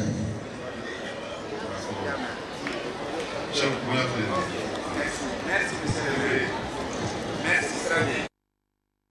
اهدنا الصراط المستقيم صراط الذين أنعمت عليهم ولا الضالين آمين. اللهم صل على سيدنا محمد اللهم صل على سيدنا محمد الفاتح لما أغلق والخاتم لما سبق ناصر الحق بالحق آمين والهادي إلى صراطك المستقيم آمين وعلى آله حق قدره ومقداره العظيم آمين سبحان ربك رب العزة عما يصفون آمين وسلام على المرسلين والحمد لله رب العالمين. السلام عليكم ورحمة الله وبركاته. وعليكم السلام ورحمة الله وبركاته. tamani ni kofa kabo shitane toroma ansinsile kofa ni alqur'ane sura la bilibili soli kelen kofa ala karabaka ni solu la bilibili sallallahu alaihi wasallam ami hakatun jama bela jeli fi an karamɔgɔw bela jeli kasrani ni o kuma an ka yan sigi o sabu fɛ n'o ye Sheikh Abubakar Al-Qayrawani ka tila ka dugawu k'a ye k'a jira an bɛ ala deli kɛnɛ in sira hɛrɛ la ya rabbi ka tiinɛ hɛrɛ la ala k'o kɛ ka dugawu ɲini an karamɔgɔw bɛɛ fɛ kɛrɛnkɛrɛnnenya la ne yɛrɛ balimakɛ ani kanuɲɔgɔn n'o ye Alaji Suleman Demba ye a k'an sama dugawu la inshallah o tɛmɛnen kɔfɛ sɔni an ka don an ka walanda kɔnɔ an ka laada to Sheikh Qayrawani ka kɛnɛw kan n'an sigira an bɛ jɛ ka foli bila Alakira la sallallahu alaihi wa sallam sabu maa n'i ye maa kanu maa minnu n'u ye ɲɔgɔn kanu arabuw ka laada la n'i ye maa kanu n'i bɛ fɛ ka kuma kan i bi fɛn min y'a to i jarabira la i b'o fɔ o kɔfɛ fɛn min bɛ se k'i doni ka t'i se i jarabi ka yɔrɔ la i bi kuma o fɛn in kan bɛɛ y'o kɛ k'a boni Zuhairu a ye Alakira tanu a kumana a jarabi kan n'o ye Suadi ye nka sɔnni a ka se kira ma fɛn min kan k'ale ta k'a lase a jarabi ka yɔrɔ la a y'o mankutu n'o ye ɲaamɛ ye a ko amsat su'adun bi ardin la yuballighuha illa al-itaqu an-najibatu al-marasilu wa lan yuballighaha illa uzafiratun laha 'ala al-ayni irkalun wa tabghilu ayi ɲaamɛ in tanu o kuma anw b'a fɛ ka foli bila Alakira la alayhi salatu wassalam nka est-ce que wula kɔnɔna ani kungow ani furancɛw ani an tɛ janyani o b'a to anw ni Alakira cɛ bɛ janya ɲɔgɔn na wa la hasha wa kalla i m'a ye Sheikh Ibrahim Niass a y'o de fɔ an ye a ko la in saddani an qabri Ahmada sarbaqun a ko la in saddani an qabri Ahmada sarbaqun fama saddani an shawqihi dahra farsaqu a ko ni kungow ani wula kɔnɔnaw ni cɛkɔrɔba in tun bɛ surakaw ka kan mɛn kojugu ni kalima min filɛ nin ye ne yɛrɛ k'a découvrir ma découvrir hali Maqamatul Hariri kɔnɔ Sarbaq n y'a découvrir Cheikh Ibrahim Niass ka diwani de kɔnɔ k'a jira Sarbaq hiya al-mafazatul wasi'a kungokolo min n'a fɛrɛlen don a ko hali yɔrɔ la o surunyana Alakira la k'a sɔrɔ a ma senpaara ɲɛ kelen ta o de kosɔn a ko na'a ghayra na'in an fuadi wa fikrihi wa ghayatu misli an yafuza bi zikrihi a ko kira yɔrɔ janyana o ye sigida yɔrɔ janya ye a ko nka wallahi Alakira yɔrɔ ma janya ka bɔ ale miiriya la a n'a dusukun na o kuma alisilamɛw an bɛ taa foli bila Alakira la alayhi salatu wassalam an k'an ka kɛrɛkɛ da sokɛ jumɛn na an k'an ka karafe don sokɛ jumɛn da la an k'an ka sokɛ jumɛn masiri anw yɛrɛ k'an ka an yɛrɛ masiri ni mun ye fini jumɛn kan ka k'an kan na latikɔrɔ jumɛn kan ka k'an kan mun ka sɔn an ka taa foli bila sayyidul wujud la n'o ye Alakira ye sallallahu alayhi wa sallam kira min n'i taara fo n'i dusukun ye i taara fo n'i farikolo ye ni kanu ye tiɲɛ ye ni kanu falen don ni dusukun falen don kanu na ni dusukun kalasiyalen don siga foyi t'a la min jɔra a kaburu kunna ani min tora a ka so ka foli bila a la nin bɛɛ lajɛlen ka kan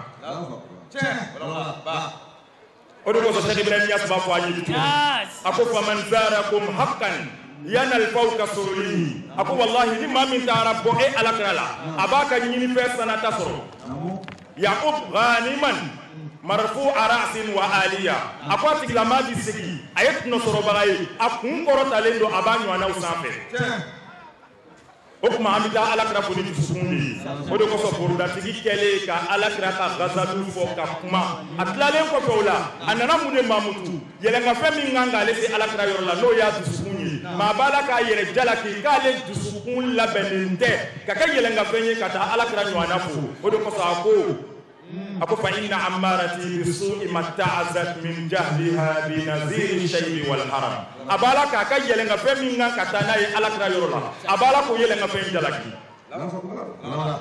o kuma Cheikh Ibrahim Niass ko cogo di a ko wa man zarakum yasfar kaza bi shafa'atin tu'izzu zalilan aw tuqarribu qasiya yalen do a ka fɔkanw na n'o ye alakira ye ka fɔ tiɲɛtigi ye tiɲɛtigi min n'a tiɲɛtigi yalen do a ka fɔkanw na n'o ye Cheikh Tidjani ye a kana k'i kɔnɔ ko sɔli min bi ka fɔ ko Cheikh Tidjani ta don ayi a nana sɔrɔ yen maaw ka sɔli ni alakira ta da ɲɔgɔn ma haza mablaguka min al-ilm o y'i ka dɔnni danyɔrɔ ye alakira ka sɔli Salatul Fati min ni Cheikh Tidjani y'a fɔ an ye kira de y'a fɔ a ye o tuma dɔ ma bɔ maa wɛrɛ yɔrɔ dɛ a bɛɛ bɔra alakira kelen in de yɔrɔ nka nasiraw de ma kɛ kelen ye o ni cɛ tɛ kelen ye a bɔra kira yɔrɔ k'a fɔ jɔnni ye o de ye al-Qutbul Maktum wal Barzakul Maktum wal Khatimul Muhammadiyil Ma'lum Abul Abbas Salim ibn Abil Eid ibn Salim ibn Ahmad al-Mulakkab al-Alawani ibn Ahmad ibn Ali ibn Abdullah ibn al-Abbas ibn Abdul Jabbar ibn Idris al-Akbar ibn Idris al-Asghar ibn Ishaq ibn Abdullah al-Kamil ibn al-Hasan al-Musanna ibn al-Hasan Allahu Akbar hukma soli bora alakira yɔrɔ ka fɔ ni cɛ waati hali yubna bil asas min ma faamu e min hakili la ko ala bi sɔrɔ k'i to kɛ ka sira ye sira ye Maulaya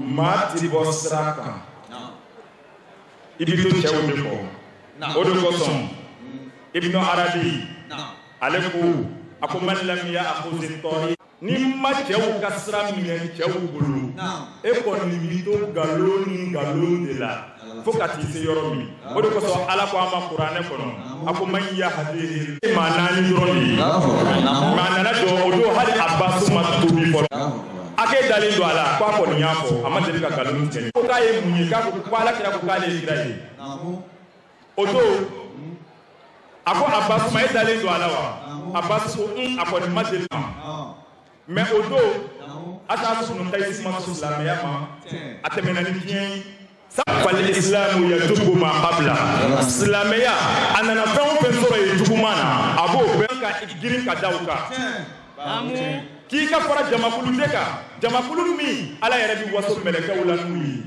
kharaja rasulullahi sallallahu alayhi wa sallam fi halqatin min ashabi ala kɛra bɔra jamakulu dɔw la a ka jɛɲɔgɔnw la a nan'u sigilen sɔrɔ a ko ma ajlasakum huna a ko a ka sahabaw ma mun y'aw sigi yan u ko jalasna naskurullaha wa nashkuruhu ala ma hadana lil islam an bɛ ka ala barikada ka ala tanu mun ka sɔn ala y'an kɛ silamɛ ye o don ala kira ko a ko Allah ma ajlasakum illa hadha a ko maaw ma ni ala ye foyi ma aw sigi yan n'o tɛ wa sahabaw ko ala kira ma a ko ma ajlasana illa za foyi ma an sigi yan ni tɛ ala kira ko sahabaw ma a ko amma inni mastahalaftukum antuhuma a ko y'aw ɲininkali min kɛ k'a fɔ ko a y'a kale n ye n'a sɔrɔla a sigi kun yɛrɛ ye o ye a ko n ma kale min ɲini aw fɛ ko n sigan bɛ aw la dɛ a ko walakinahu atani jibril wa fabasharani bi anna allaha yubahi bikumul malaika a ko na sisan jibrila de nana ni nisɔndiya k'a fɔ n ye ko ala b'a la ka waso mɛlɛkɛw la ni aw ye o tuma n'i welela k'i ka don o la i ma wele ka na ko kura la i welela ka na fɛn de la alakira alayhi salatu wa salam akira ni fɛn min ye o kuma silamɛw an bɛ mawuludu kɛnɛ min kan nin ye kumaw ka ca n'an inspiré la ka sigi nin kɛnɛ ninnu kan tuma dɔ an t'a dɔn an b'a daminɛ fan min fɛ nka an bɛ se ka min fɔ Cɛ Kairawani ka ɲina mawuludu alhamdulillahi rabbil alamin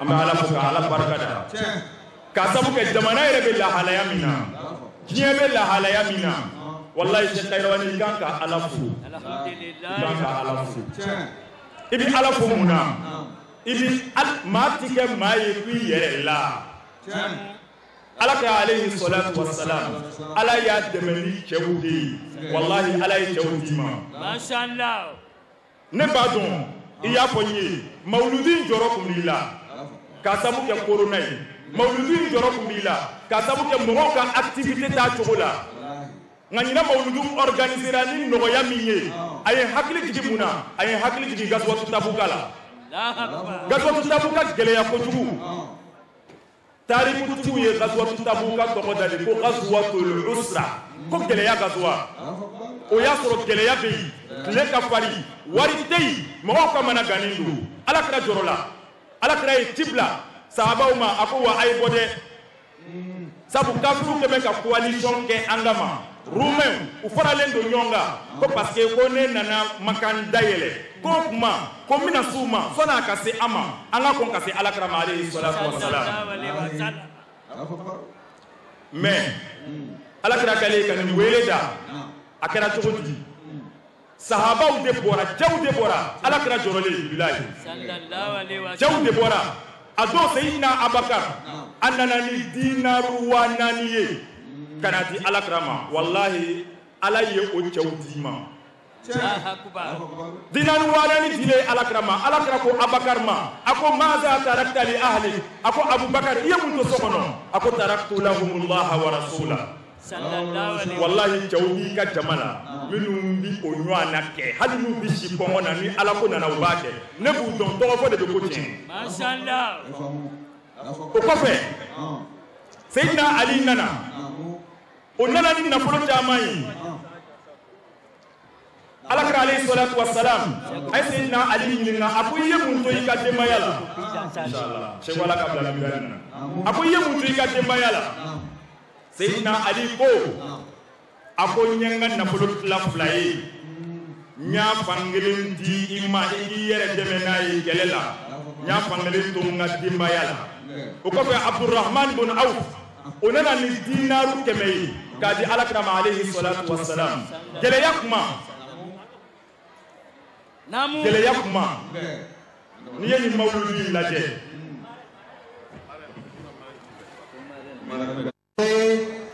a nana an bɛna kunbɛn ni bonya ani karama ye Zakiru ale bɛna ka na zikiri kɛ k'a kunbɛn inshallah. Cérémonie, sa deuxième cérémonie. Quelle année on reviendra tout à l'heure là, voilà qui vient.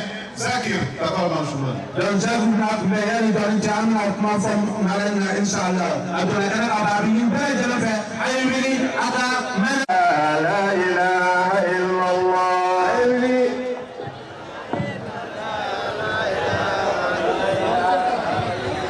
La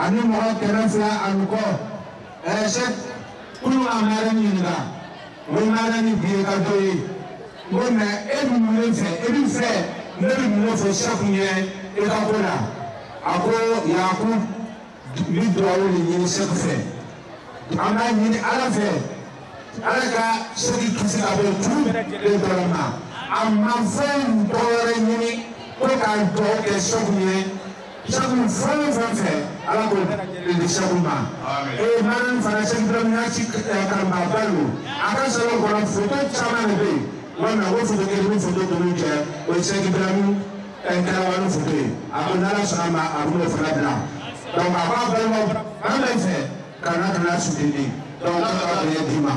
D'accepter le rôle que le chef lui a demandé. Oui. Elle est arrivée, on va revenir tout à l'heure à elle. Marielle Aïssi a dansé, Wadibi va continuer Wadibi. Voilà.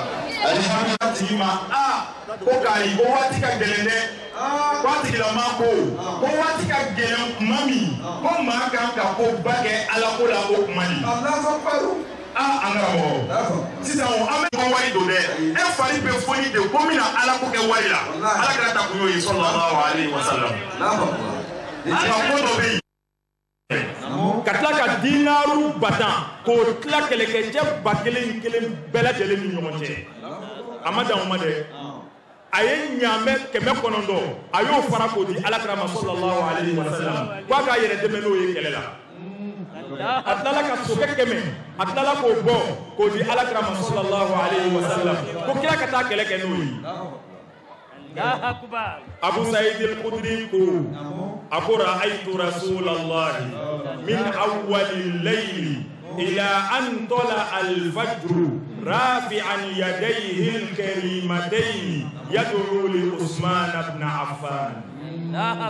A ko ale alakira ye k'a daminɛ su daminɛ ka taa se fo su laban ni kira ye dɔɔnin kɛ dɔrɔn a b'a tɛgɛ fila jan ala ye a b'a fɔ ko Allahumma raditu bihi farda anhu ko kira ye su bɛɛ kɛ tabukatu dɔɔnin mana se dɔrɔn a b'a tɛgɛ kɔrɔta ala wallahi ne jɛna Sayyidina Usman ma n b'a fɛ i ka jɛn a ma mais kira bɛ nin min kɛ o ni mɔgɔ ye bonya kɛ seku ye ni seku ye nin ɲɔgɔn na fɔ mɔgɔ bɛ wuli ni mun ye mɔgɔ bɛ wuli ni mun ye ko wari ka d'a ye kojugu mɔgɔ bɛ wuli n'o de ye o k'a sɔrɔ wari ka di maa ye n'i b'a don ala ko da fɛ n'a nana jagoya i bɛ nisɔndiya Sayyidina Usman ma dan o ma dɛ Usman seginna ka taa so kɔnɔ a nana ni mun ye faja'a rasulallahi sallallahu alaihi wasallam bi alfi dinarin a nana ni dinaru 1000 ye dinaru 1000 n'i ko k'i b'a jate minɛ a b'i n'a fɔ sanu kilo 5 jate a nana n'o ye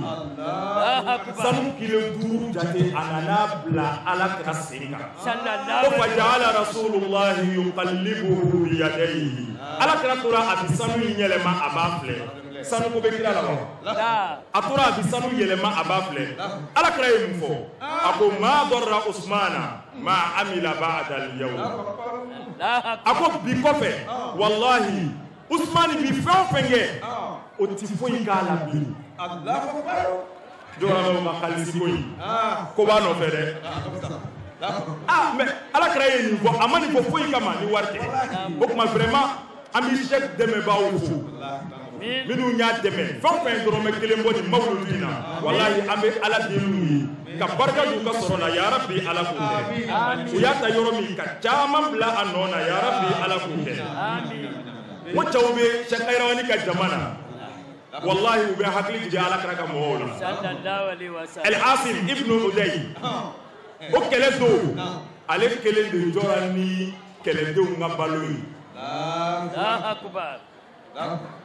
a ye malo tamaro wusuku parce que arabu ka balo ye tamaro ye tamaro wusuku 70 a y'o de di anw ka jate la a bɛ bɛn malo tɔni 1 de ma parce que wusuku 1 o ye kilo 100 ani kilo 30 de ye o tuma ka fɛn bɔ ka don alakira ko la yala wari tiɲɛ don wa walima wari tila don wari tila don ka sabu kɛ mun ye sabu alakira alayhi salatu wassalam ale yɛrɛ de kɛra maa fɔlɔfɔlɔ ye maa fɔlɔfɔlɔ min ye a lafɛn bɔ k'a di a yɛrɛ tanunen ka bun zoyɛri kelen ka alakira tanu alayhi salatu wassalam n'a y'a ka dangana bɔ a kan na k'a d'a ma a y'a bɔ k'a d'a ma Muawiya ye ko bɛɛ kɛ ko fɔ a ka sanfɛ ka bun zoyɛri ko ma kuntu li usira ala ridai rasulillahi shay'an a ko wallahi ne ti foyi fisaya ni alakira ka burda ye sallallahu alayhi wa sallam o kuma o alakira ba in ka tila k'a fɔ tugun parce que n'i ye nin fɔ tuma dɔ fɛn tɛ min kun a bɛ k'ale kɔnɔ ko nin yɔrɔ t'ale la ayi fɛn tɛ maa min kun ni ŋaniya ka ɲi n'a b'i kɔnɔ ko n'a se kun bɛ ne ye n b'a kɛ e fana bi fara a kɛbaaw kan hali n'i ma dɔrɔmɛ bɔ alakira ko alayhi salatu wassalam a ko niyyatul mu'min ablagu min amalihi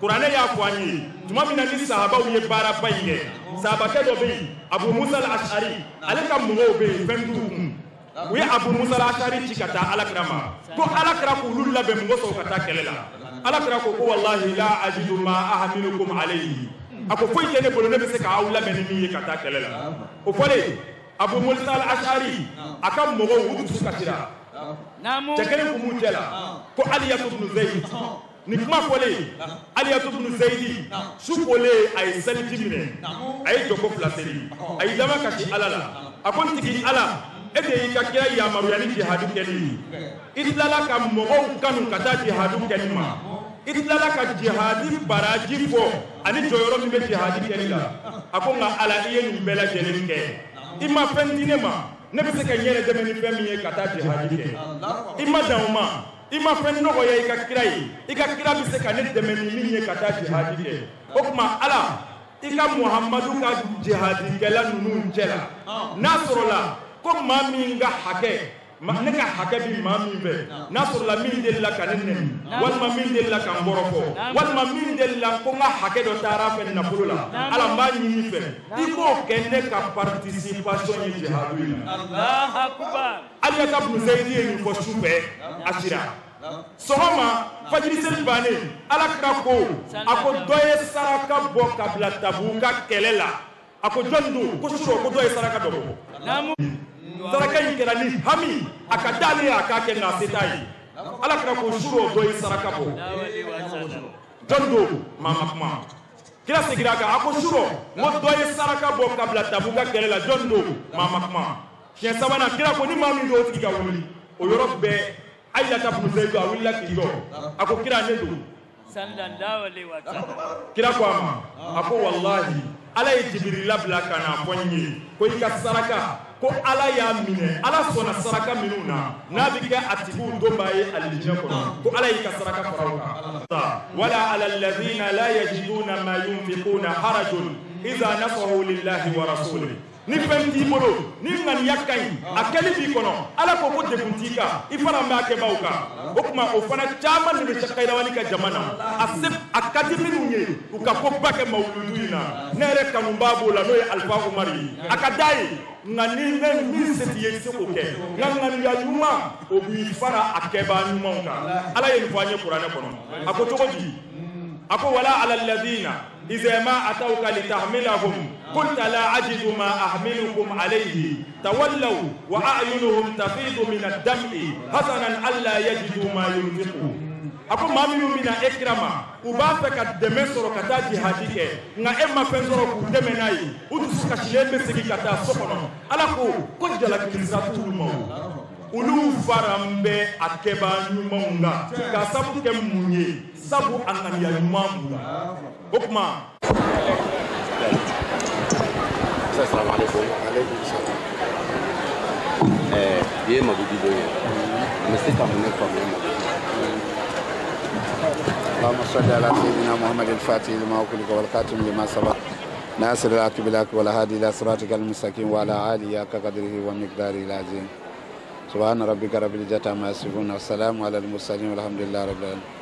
I bɛ se ka min faamuya mawludu la o ye ko kelen dɔrɔn de ye, o de ye alakira ka kanu ye, o de kɛmɛ ka an bɛɛ lajɛlen lase yan. Wajulikɛla yɛrɛ y'a fɔ sisan, malgré que coronavirus le temps dure, alakira kanubaw bɔra yɔrɔ bɛɛ lajɛlen na ka na kɛ ka yɔrɔ bɛɛ fa. Bon ni bi kɛnɛ ni bi fɛn dɔ jira, a tɛ fɛn fila jira, a tɛ fɛn saba jira, a bɛ fɛn kelen min jira, o de ye alakira Muhammad sallallahu alaihi wa sallam, a b'o kanu de jira. Bari arabu ko man ahabba shay'an aksara min zikrihi, n'i ye fɛn min kanu o kuma bi caya i da la, i ye muguman b'a jira, i sigicogo b'a jira, i lɔnin b'a jira. Bon bi kɛnɛ bɛ min jira i ka question réponse la, o de ye alakira kanu ye, inshallah. Est-ce que mawludu bɛ se ka kɛ sababu ye alakira kanu bɛ se ka kɛ sababu ye ka silamɛw yɛrɛ kanu don ɲɔgɔn na wa?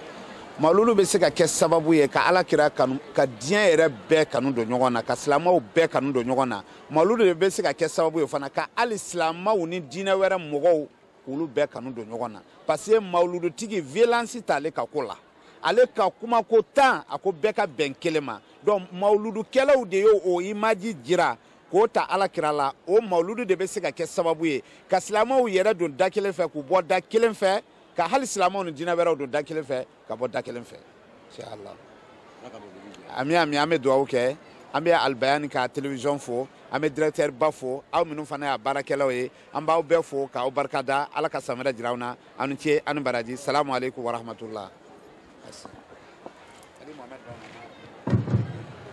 Chers frères et sœurs, c'est i nɛn b'a fɔ a ko lisanu ka tontumanu n'i nɛn y'a fɔ i ɲɛda n'a kuma bi ka fɔ n'a ka di ye walima a man di ye a bɛ i ɲɛda kan. I ɲɛda ko de b'a jira maaw la ni fɛn in ka di ye. Ɲɛda o ye kanu ka dugalen ye. A ko o kuma fɛn min bɛ adamaden dusukun na ani fɛn min b'i nɛn kan ɲɛda de b'o jira. Naamu.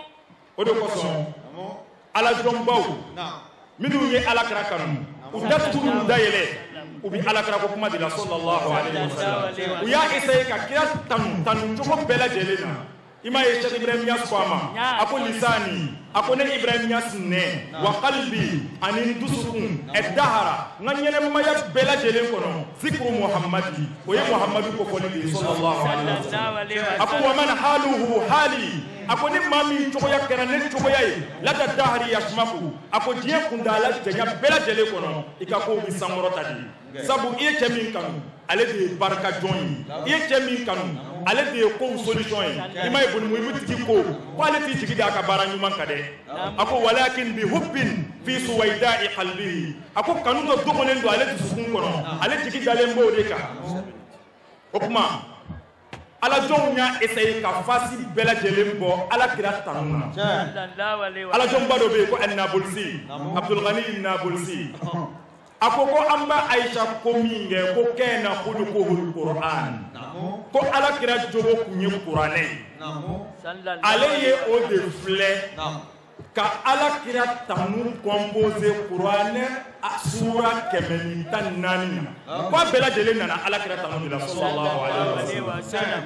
An bɛ o tanu barikama in fɔ alakira ma ka jigin ka bɔ bujɔn kan. Nabulusi ko cogo di?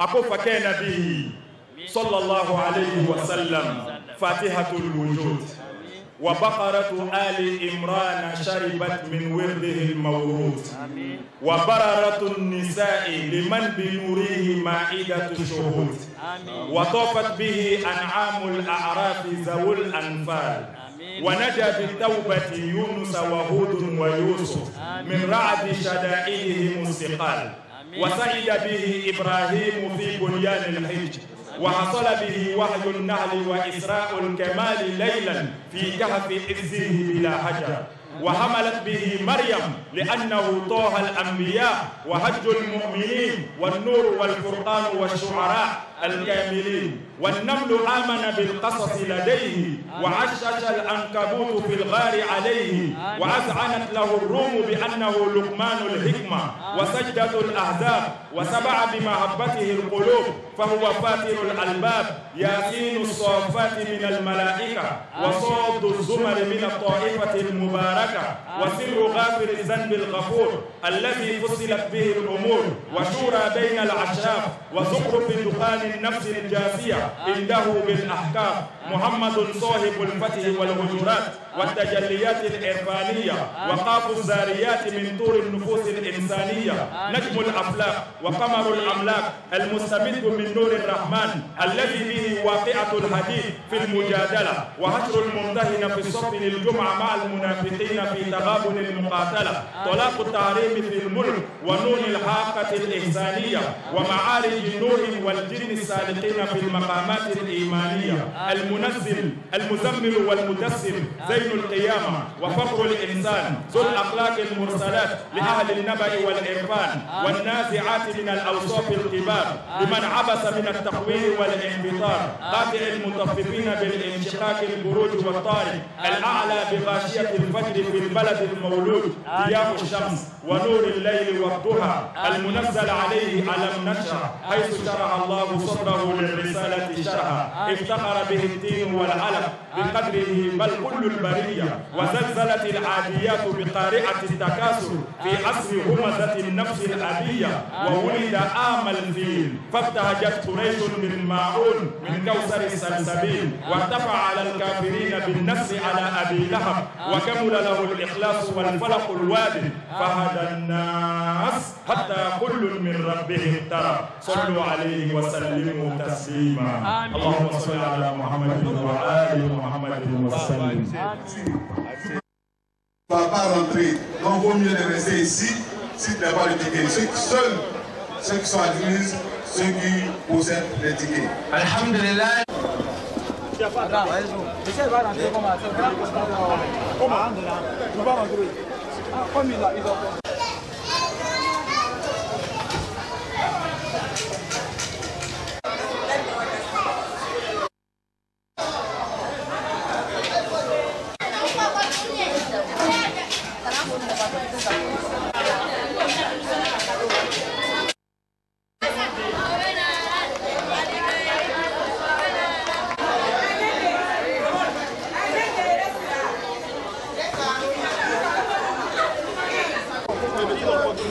Ouais, il y a les gens qui vont profiter. Hey, les gens vont profiter. Fermez, fermez. Les gens qui vont profiter. Allez-y, allez-y. Attendez le chef là passer d'abord. Attends, moi je comprends pas. Attends, chef va passer. Il y a les gens qui vont profiter, qui sont tagués dans la le chef passe, on bloque. Si chef passe la bloquer.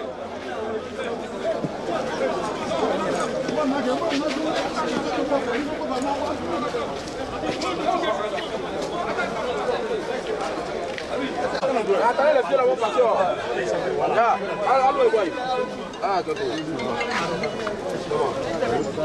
Il va me ouais, ouais. Attendez. C'est ça, la game.